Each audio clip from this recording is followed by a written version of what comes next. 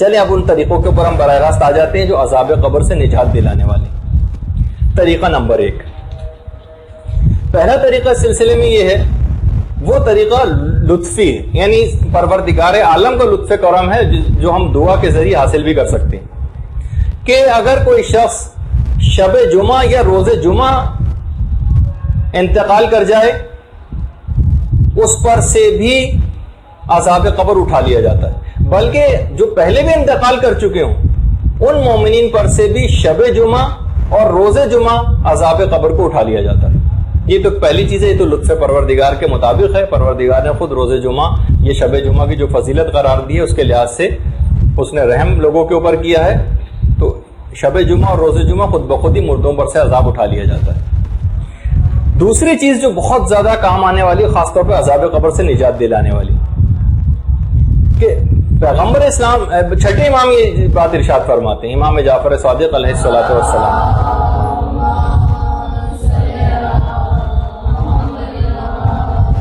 جو شخص بھی لوگوں کی تکلیف کو دور کرے گا اللہ آخرت کی تکلیفوں کو دور کر دے گا، اور وہ شخص اپنی قبر سے ٹھنڈے کلیجے کے ساتھ باہر آئے گا. دوسروں کی جو بھی تکلیفوں کو دور کرے گا پروردگار اس کی تکلیفوں کو دور کر دے گا آخرت کی، اور وہ قبر سے ٹھنڈے کلیجے کے ساتھ باہر آئے گا. اور تیسری چیز ہے، خدا اگر کسی کو اس عادت دے، خیر اس سرزمین کی اپنی بھی خصوصیت ہے، روضۃ الحسینیہ میں باقاعدہ روایت ہے، شیخ بہائی نقل کرتے ہیں. شیخ بہائی کے والد کہتے ہیں کہ میں کربلا میں حرم امام میں آیا اور وقت سحر، اچھا خواب کی بات نہیں، وقت سحر کہہ رہے ہیں میں نے اپنی آنکھوں سے دیکھا کہ 2 افراد کسی جگہ اندر گئے اور ایک شخص کو زنجیروں سے باندھ کے باہر نکال کر لائی. معلوم یہ چلا کہ وہ شخص جو تھا ایک رات پہلے ہی کربلا میں دفن ہوا تھا اور گردن اس کی زنجیر سے باندھی ہوئی تھی، اور وہ 2 اشخاص اس سے ایک جملہ کہہ رہے تھے، جاگتی آنکھوں سے دیکھ رہے ہیں شیخ بھائی کے والد، اس سے ایک جملہ کہہ رہے ہیں، بدبخت تو کیا اس قابل ہے کہ زمین کربلا میں دفن ہو. جب اس کو وہ لوگ لے کر چلے اس وقت اس شخص نے امام کی زری کی طرف رخ کیا اور ایک جملہ کہا، یا ابا عبداللہ انی استجرت بجوارک وانا ضیفک، میں آپ کا مہمان ہوں اے مولا اور آپ سے پناہ طلب کرتا ہوں. شیخ بھائی کے والد کہتے ہیں میں نے دیکھا اس وقت ایک دم سے زری کا دروازہ کھلا اور سید الشہداء باہر آئے.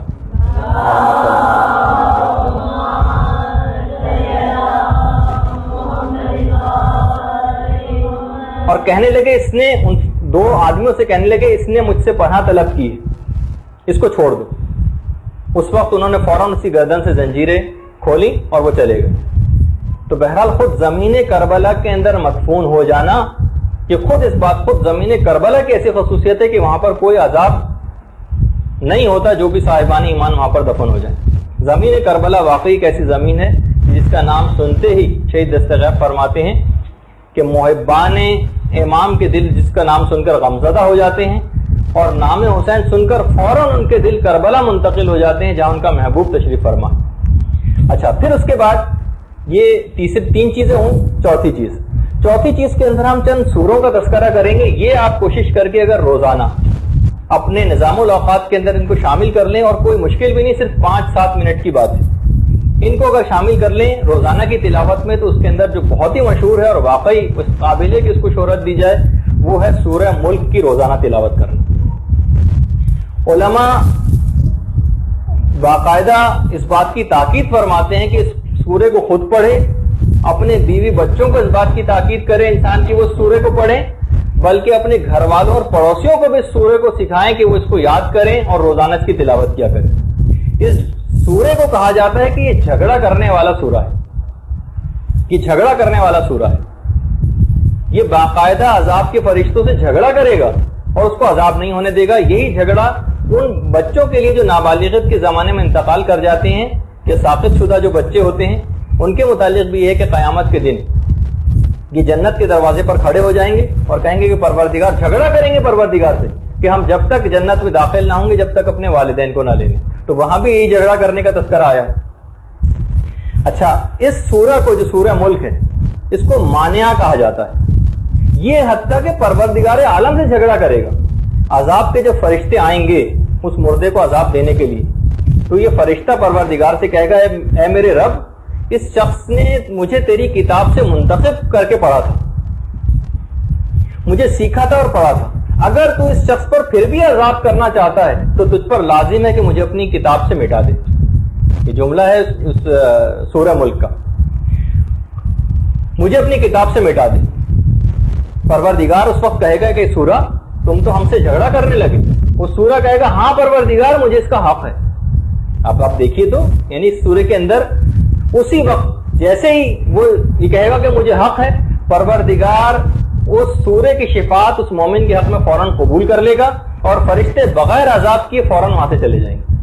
تو دیکھیے کتنا یہ روزانہ سورہ ملک, آپ اس کو اگر پڑھنا شروع کریں تو آپ خود دیکھیں گے کہ یہ بہت ہی مختصر سا سورہ ہے. اور پیغمبر اسلام نے جب اس سورہ کی فضیلت بیان کرنی شروع کی تھی تو ہر چھوٹے بڑے نے اور ہر آزاد و غلام نے اس سورہ کو یاد کر لیا تھا.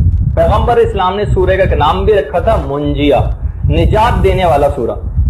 اور باقاعدہ سامرہ کے کالم تھے ابو الحسن, ان کے متعلق ملتا ہے روایات میں کہ خطیب تھے, انتہائی متقی و پرہیزگار تھے سامرہ کے.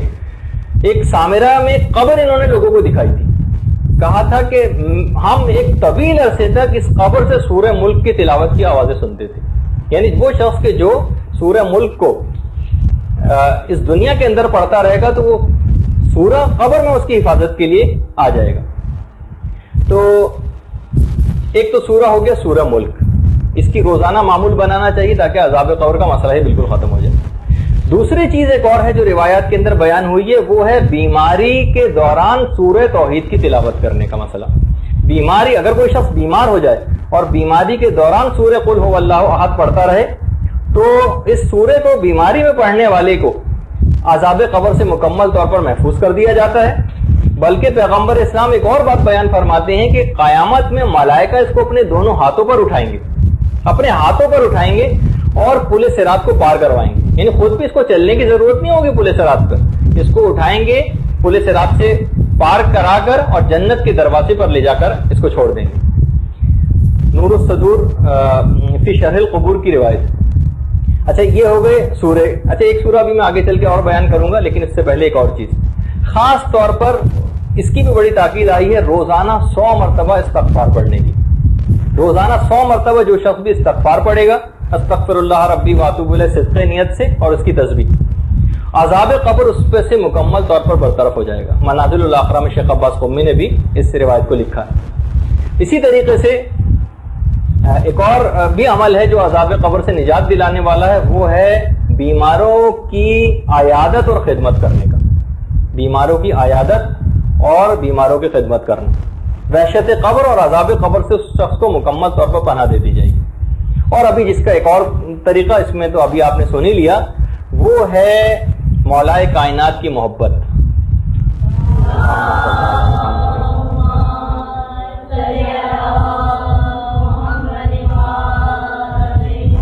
یہ خود عذاب قبر سے انتہائی, بلکہ روایات کے مطابق سب سے قوی ترین چیز ہے مولا سے جو محبت ہے, ولایت. یہ خاص طور پر عذاب قبر سے نجات دلانے والی. ابو سعید خدری جو پیغمبر اسلام کے صحابی ہیں, فرماتے ہیں کہ پیغمبر اسلام نے ایک دفعہ مولا کائنات سے فرمایا, اے علی اپنے دوستوں کو خوشخبری سنا دو, موت کے وقت ان کو کوئی مایوسی, کوئی خوف, کوئی وحشت اور حشر کا کوئی غم نہ ہوگا. آپ نے بہت اطمینان سے اس حدیث کو سنا. کوئی نہ وحشت ہوگی, اپنے دوستوں کو خوشخبری سنا دے والی کہ موت کے وقت نہ ان کو کوئی وحشت ہوگی, نہ کوئی خوف ہوگا اور حشر کا کوئی غم بھی نہ ہوگا. بہار میں ایک مومن کے واقعے کے ذیل میں ایک چیز لکھی گئی بہار الانوار میں, کہ ایک واقعے کے ذیل میں شیطان نے ایک مومن کو نصیحت کی تھی. کہا کہ اگر تو چاہتا ہے کہ تیری دنیا سنور جائے تو تجھے چاہیے کہ تو قناعت کو اختیار کر. قناعت کو, اپنے سے برتر کو کبھی مت دیکھو, حرص سے پرہیز کرو. تمہاری زندگی, دنیاوی زندگی بڑے اطمینان اور آرام کے ساتھ گزرے گی. اور اگر تم چاہتے ہو کہ تمہاری آخرت سنور جائے تو تمہیں چاہیے کہ تم علی سے محبت کرو.